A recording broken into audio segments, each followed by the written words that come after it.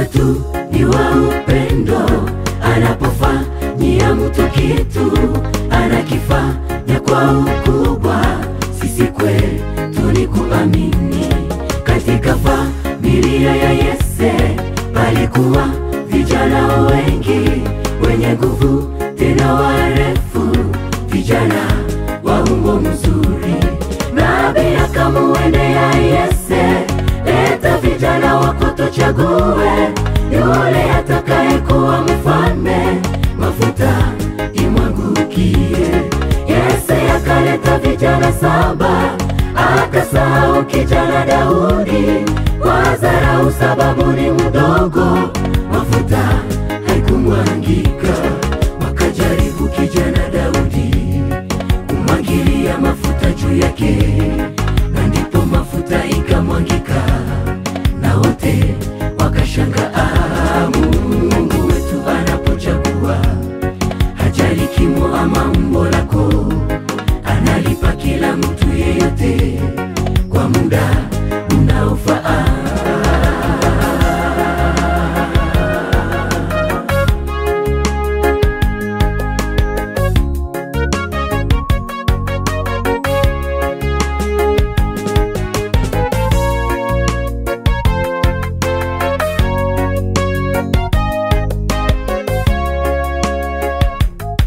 Watu wanaokudharau sababu hujainuliwa watashikwa na kigugumizi Yesu atakapokujibu.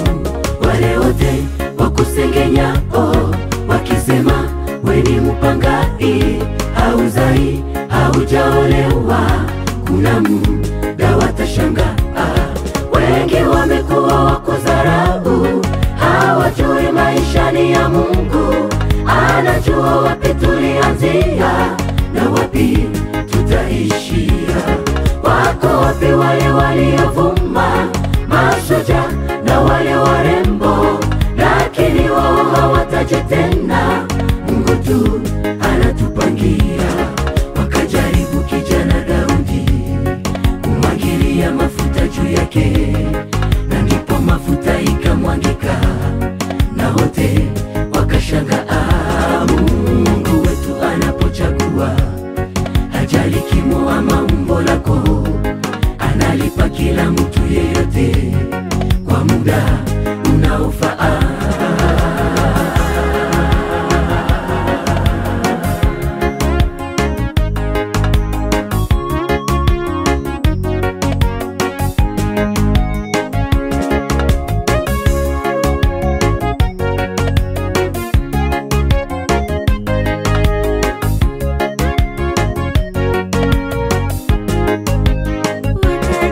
Wakajaribu kijana Daudi kumwangilia mafuta juu yake, na ndipo mafuta ikamwangika, na wote wakashangaa.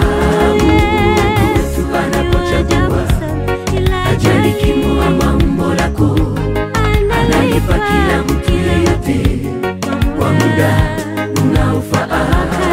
Wakajaribu kijana Daudi kumwangilia mafuta juu yake, na ndipo mafuta ikamwangika, na wote wakashangaa. Mungu wetu anapochagua hajali kimo ama umbo lako, analipa kila mtu yeyote kwa muda unaofaa.